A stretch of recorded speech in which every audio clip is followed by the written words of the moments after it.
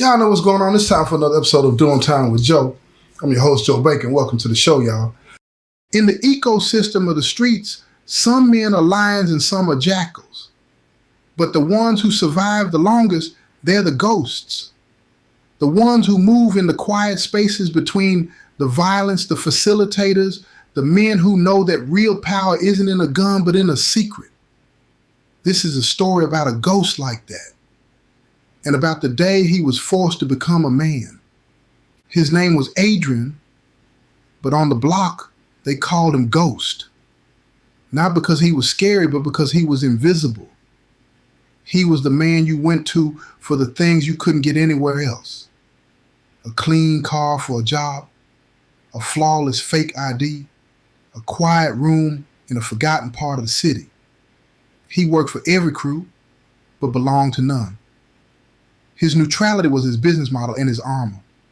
He stayed out of the beef. That was his one and only rule. The man who would make him break that rule was a shot caller named Rico. Rico was the new king of the city's east side, a young and ruthless predator with an ambition that was a fire he couldn't control. He was in a war with a rival crew from the south side, and he came to Adrian with a job. He needed a location for a peace talk. A quiet place, a neutral place. Adrian had the perfect spot, an old abandoned warehouse down by the shipyards. He gave Rico the location, took the cash, business as usual. But then Rico pushed. "I need you to be there, Ghost," he said, his voice a low and dangerous purr, "just to open the door. Make sure everything is smooth." Adrian's gut screamed at him. This was a violation of his one rule. But you don't say no to a man like Rico, not if you want to keep breathing. So he agreed. That night, the warehouse was a tomb. The air was thick with the smell of rain and the coming violence. Adrian opened the door for Rico and his crew. He was supposed to leave then, disappear back into the shadow, but Rico just smiled that cold and empty smile of his. "Stick around, Ghost," he said. "You're part of the welcome committee." And in that moment, Adrian knew he had made a fatal mistake. He was no longer a ghost, he was a witness. The rival crew arrived. The peace talk was a lie. It was a trap, an ambush. The warehouse exploded in a symphony of gunfire. When the smoke cleared, 2 men were dead on the concrete floor, and Adrian was in the corner, his heart a frantic drum against his ribs, the smell of cordite and blood a thick and sickening perfume. Before he could process what had happened, he heard the sirens. Someone had heard the shots. Rico and his crew were gone in a flash out a back exit. But Adrian froze. A ghost caught in the harsh and unforgiving glare of the law. The police stormed the warehouse and found him there, a man with no gun, no blood on his hands, standing over 2 dead bodies. He was a known facilitator, a man of the streets, at the scene of a double homicide. He was a perfect and convenient scapegoat. As they led him away in cuffs, he knew his quiet and invisible life was over. He was about to be caught in the brutal and unforgiving gears of a machine that didn't care about the truth. It only cared about a conviction. And he was the easiest conviction they were ever going to get. The interrogation room was a cold and timeless box. Adrian stuck to the street code. He was just a janitor. He didn't see anything. He didn't know anything. But the detective working him, a man named Hardin, he was an old school cop with a nose for a lie. "Here's the thing, Ghost," Hardin said, his voice calm, reasonable. "I don't think you're a killer, but you were there. That makes you an accessory to a double homicide. With your priors, that's felony murder. A life sentence, you're gonna die in a cage." The words were a bucket of ice water. A life sentence for being in the wrong place at the wrong time. Then Harding offered him the deal, the one they always offer, the one that saves your life and kills your soul. "I know Rico was behind this," Harding said. "He's a cancer, on this city. You help me get him, and this all goes away. You walk out of here a free man. The choice was a brutal and impossible one. The street code versus his own life. To be a snitch, it was a fate worse than death. A permanent stain on your soul, a brand you could never wash off. But the thought of the cage of growing old and dying in a concrete box, that was a different kind of death. He wrestled with it for a day and night. On the second day, he broke. "What do you want me to do?" he asked, his voice a dead and defeated thing. The plan was a suicide mission. They were going to release him, and he was going to go back to Rico, but this time as their man on the inside. He was going to wear a wire. He was going to be an informant. He had to get close to Rico, gather the evidence they needed to put him away for good. It was a long con, a dangerous game of a double cross. Adrian was the pawn in the middle of a war between two and equally ruthless armies, the cops and the gangsters. He walked out of that precinct a changed man. He was no longer a neutral party. He was a traitor, a spy. He had just chosen his own life over the code, and he knew with a chilling certainty that he was now a dead man walking. The only question was, who was going to be the one to finally pull the trigger? Walking back onto the streets was like walking onto a stage. Adrian was an actor now, playing the most dangerous role of his life. He met with Rico, told him the story Harding had coached him on. The cops had sweated him, but he had stayed silent. He had held the line. Rico, in his arrogance, bought it. "You're one of us now, Ghost," he said. For real. Adrian was in. The next few months were a masterclass in the psychological terror. He was wearing a wire, a constant and cold reminder of the game he was playing. He was a man at war with himself. By day, a loyal soldier in Rico's crew. By night, a confidential informant whispering secrets to a detective in a dark car. He was good at it. He had a gift for being invisible, for listening. He fed Harding a steady stream of a low-level intel, building his credibility with the feds while not raising any suspicion with Rico. He was walking a tightrope, 100 feet in the air, with a fire on one side and a firing squad on the other. Rico started to trust him. He brought him in deeper, into the inner circle. Adrian was now a fly on the wall in the secret heart of the empire. He was getting the kind of evidence that Harding had only ever dreamed of. But the deeper he got, the more dangerous it became. The line between the informant and the criminal was gone. He was losing himself in the role. He tried to back out, told Harding he had given him enough. But Harding just smiled. "You're in this to the end, Ghost," he said. "You walk away now, and the deal is off. And I'll make sure Rico knows who you've been talking to. Adrian was a tool, a disposable asset, and the feds were going to use him until he broke. The big score was coming, the one Harding had been waiting for. Rico was planning to bring in a massive shipment of heroin, a deal that was going to make him the undisputed king of the city. And Adrian was at the center of the plan, the man coordinating the logistics, the transport, the delivery. He was the architect of the very crime he was supposed to be stopping. The weight of the betrayal was a heavy and constant thing. He had come to, in a strange and twisted way, respect Rico. He was a monster, yes, but he was a man of a certain and brutal honor. He was a king in his own and dark kingdom, and Adrian was his Judas. The night of the big score, the air was thick with a final and electric tension.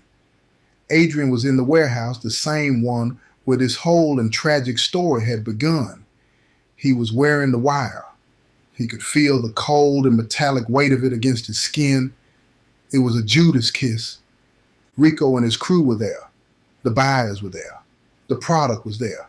Millions of dollars worth of a death in small and neat and innocent looking bricks. The deal was going down. And Adrian knew that outside in the darkness, the feds were waiting. He was the bait in the trap. And he had a feeling that this was a trap that was designed to catch more than just one animal. Something felt wrong. The feds were supposed to move in when the money changed hands. But the moment came and went. And there was only silence. A quiet and terrifying and absolute silence. And then Rico just smiled. That old and familiar and terrifying crocodile smile. He pulled out a bug detector. He swept it over Adrian's chest, and the device squealed a high and piercing and final sound. The informant called Ghost was no longer a secret. He was just a dead man. "You broke my heart, Ghost," Rico said, his voice a low and quiet and almost sad thing. "I thought you were family." And in that moment, Adrian finally understood. This wasn't a bust. It was a setup. Hardin had given him up. He had sacrificed his star informant to get what he really wanted. A war. He wanted Rico's crew and the buyer's crew to take each other out right here in this warehouse. And he had just lit the fuse. The warehouse exploded in a symphony of a pure and chaotic and murderous gunfire. It was a slaughter. Adrian dove behind a stack of crates, the world a blur of muzzle flashes and the screaming and dying men. He was a ghost in a room full of them. He saw Rico moving through the chaos with a deadly and practiced grace. Their eyes met for a brief and final moment. And in that one and final look, there was no anger, no hatred, just a quiet and mutual and tragic understanding. They had both been played. And then the feds stormed the warehouse, a wave of black-clad and heavily armed soldiers, their own and final move in this brutal and bloody game of chess. Adrian was a casualty of a war that had no heroes, no villains, just victims. And he was just another one, a ghost in a machine that was designed to create them. A man who had tried to play both sides and who had in the end been consumed by the fire he had helped to create. In the middle of the wreckage, they found him, alive, barely. He was no longer a valuable asset. He was a liability, a living, breathing witness to a setup that had gone perfectly and brutally right. Hardin came to see him in the hospital. He didn't offer an apology. He offered a new deal. "You stay quiet about what really happened here," Harding said, "and we make the murder charges disappear. You'll do a few years on a lesser charge. You'll live." It was another choice, another deal with the devil. Stay silent and live in a cage, talk and die in a shallow grave. Adrian took the deal. What choice did he have? He had played the game and he had lost. And this was the price. A few years in a cage and a lifetime of a quiet and soul-crushing silence. The trial was a piece of a carefully choreographed theater. The story was simple and clean, a drug deal gone wrong, a shootout, the brave and outnumbered feds swooping in to save the day. There was no mention of an informant, no mention of a setup, just a neat and tidy victory for the good guys. Adrian pled guilty to a lesser conspiracy charge. The judge, who was in on the whole and sordid affair, gave him 5 years. A light sentence for a man who had been at the center of a massacre. It was a payoff. A hush money sentence. He was sent to a low-security federal facility, a quiet and forgotten place in the middle of nowhere. He was a ghost, a man with a new name, a new history. He was just another inmate doing his time. But he was a man who was haunted by the ghosts of the men who had died in that warehouse, haunted by the ghost of Rico, the king he had betrayed, and haunted by the ghost of himself, the man he had once been, the man who had believed in a code, in a kind of a street honor. He did his time in a quiet and solitary hill. He spoke to no one. He trusted no one. He was a man who had seen the true and ugly face of the game that was played not just by the gangsters, but by the men with the badges too. They were just two sides of the same and bloody coin, and he had been caught in the middle. He got out after 3 years on good behavior. He was given another new name, another new life in another, an anonymous town. He was a free man, but he was a prisoner of his own in constant vigilance. He was a man, forever looking over his shoulder, waiting for the ghosts of his past to catch up to him. He had been the informant called Ghost. He had been the key that had unlocked a kingdom. And he had been the sacrifice that had been offered up to the gods of the game. He had survived. But the cost of that survival was a piece of his own soul, a piece that he would never get back. He was a ghost in a world of ghosts, and he would be for the rest of his quiet and lonely and haunted days. And so we come to the end of the first act of this tragedy. The story of a ghost who had tried to outsmart the system and who had, in the end, been consumed by it. Adrian had been a master of the gray, the quiet and invisible spaces between the different worlds of the city. But he had been forced to choose a side. And in choosing both, he had been destroyed by both. He was a casualty of a war that had no clean hands. A war between two and equally ruthless and cynical forces. The gangsters who saw the world as a game of a power and a profit.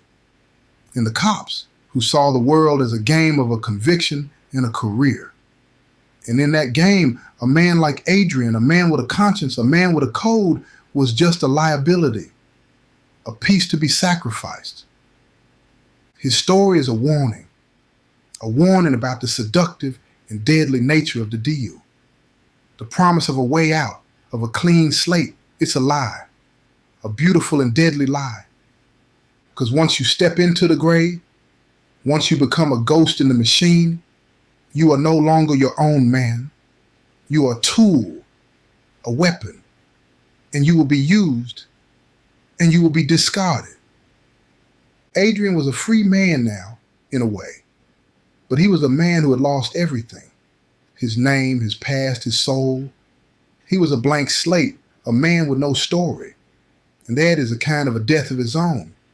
The informant called Ghost was gone, and the man who was left, he was just a quiet and haunted and profoundly and permanently alone.